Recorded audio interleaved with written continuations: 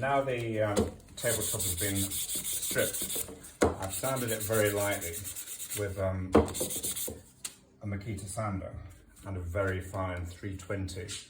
I do it very carefully by hand, well, with the sander, and I'm just going over it to check the bits that you can't do with sander, make sure the edges are done, ready for grain filling. So, it takes very little time to do the hand sanding. Fortunately, this is mostly flat, so most of it I did with the machine. It took me about 2 minutes, if that. As you can see, there's very little left to do. Just do the edges, just the little bits the electric sander can't do very easily. Just take the sharpness of the edges, just go around the corners a little bit, and just go around the top. So that's ready for grain filling. There's that. This is a little bit harder, there's a bit more to do. So just try and get the sandpaper into the moulding.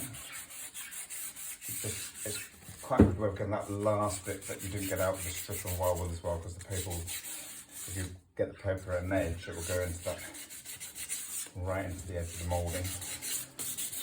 But this is just to make it finely smooth, because it's all about the preparation.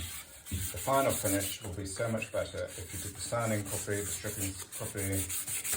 And grain filling is something a lot of people don't do, or don't know how to do, or don't even know that you can do. So it's a very important part of French polishing, because if you've got empty grain, it tends to look more reproduction.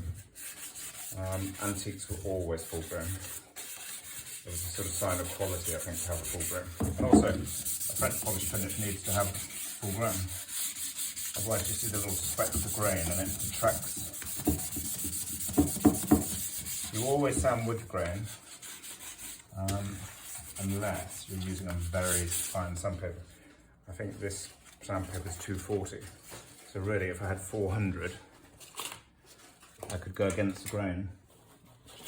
So I'm going to put, well, I've tried 320. And the reason I want to go against the grain is to get right against the moulding.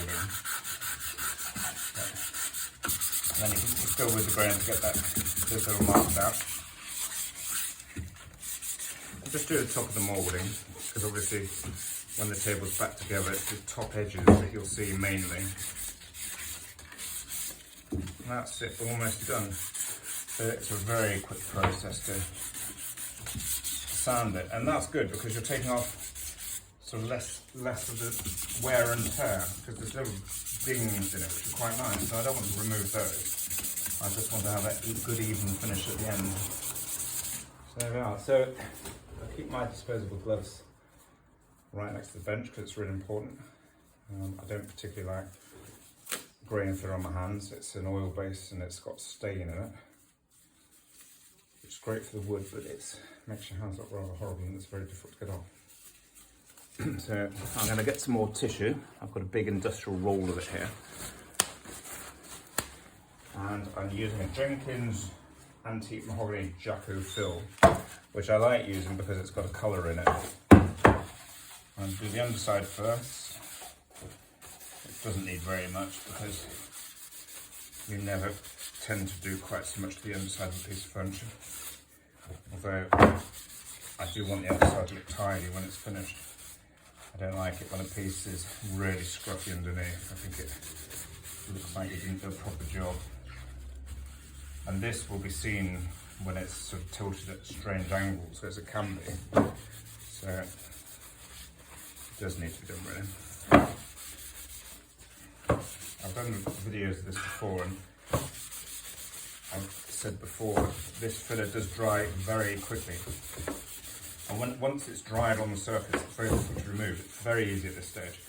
So it's just prudent to make sure as much as possible is off. You can wire wool it afterwards, but it's just hard work. So try and get it off straight away. So that's clean. Next, do the edge.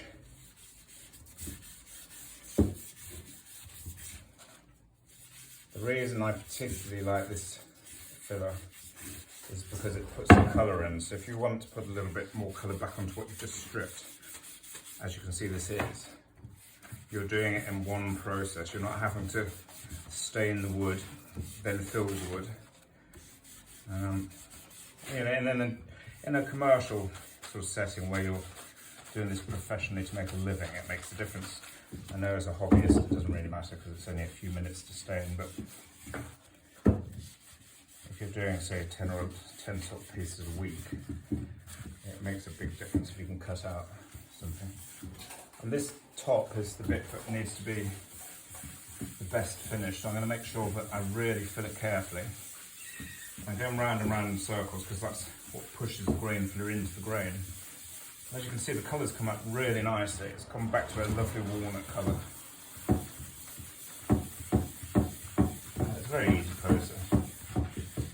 The hardest thing is removing it afterwards. So I'll get another clean piece of tissue to take it off. Actually, I won't. I'll use some old upholstery cloth because when we upholster chairs, there's often a little bit left over, and the offcuts come in real handy for removing grain filler and wax, and so I always keep the offcuts. So we'll just go into moulding.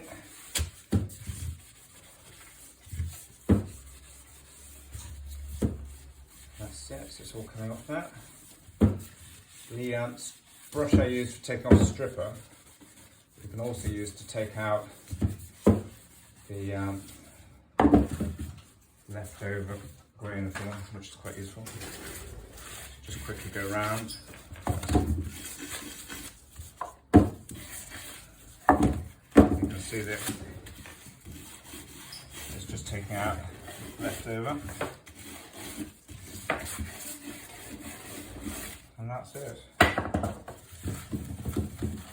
A lot of these processes need to be done quickly because that's already drying. It's quite warm in my workshop today. It's a nice spring day out there. I just turn it over again to make sure I haven't put any hand marks underneath, which I have. So there we are. And that is grain filled. So I'll do other bits. This is really, I'm just doing this bit to put colour on because this is the bit that holds the adjustable mechanism in place, and it's not really necessary to have grain filling done here, but if you're colouring it at the same time, it will take just as long probably to stain it as it does to grain fill it, so why not? So that's that. It really is quick. I think a lot of restoration is more about knowing what to do and knowing the right thing to do for which piece. There's so many different ways to do the same job. We all have our own techniques and we all know what we think we like or what our customers like. I'm sure that many people watching this video will have a different way of doing this. I'm not saying my way is the best way, but it's the way that I've learned. It's the way I'm quick at, and it's the way that achieves good results for me. So I think you have to stick at what you're good at, learn a process and master it to your good at it. You can fill the grain with plaster of Paris. When you're polishing, you can actually push the actual French polish into the grain using pumice, which is an old technique that takes a lot longer. Some people would still swear by that, I'm sure. But, you know, we have to make a living these days, so we have to try and find ways that achieve great results as quickly as possible. Unfortunately, most people think having their furniture restored is an expensive cost, but they don't really see what's involved in it.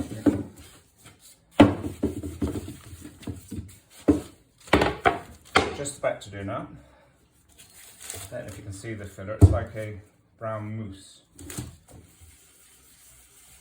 This is quite a runny one, which is sort of fortunate in a way because it makes it easier to get off.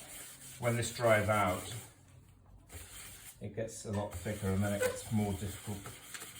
And in the summer it gets more difficult because it dries out so much quicker.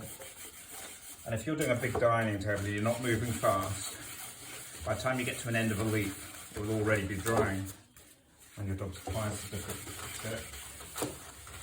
I'd rather work really quickly. And if it's a bit tiring, take a bit of a rest at the end. Make a cup of tea. So there we are. That's done now. I'll just have a quick check to check I haven't left any. If it dries and you find there is bits of pillow, you can get some fine wire wool and just go over it then, which I normally do anyway because you want to make it doubly sure. And that's it. So that is grain filled and ready for French polishing. The filler is an oil base and it takes a little time to dry, so it's prudent to leave it probably to the following day unless it's very hot, then half a day. But you don't want to now French polish straight on this because it will, well, it won't necessarily, but sometimes it will react with the oil and the filler, and then it the French polish reacts and goes strange. There we are. Thank you.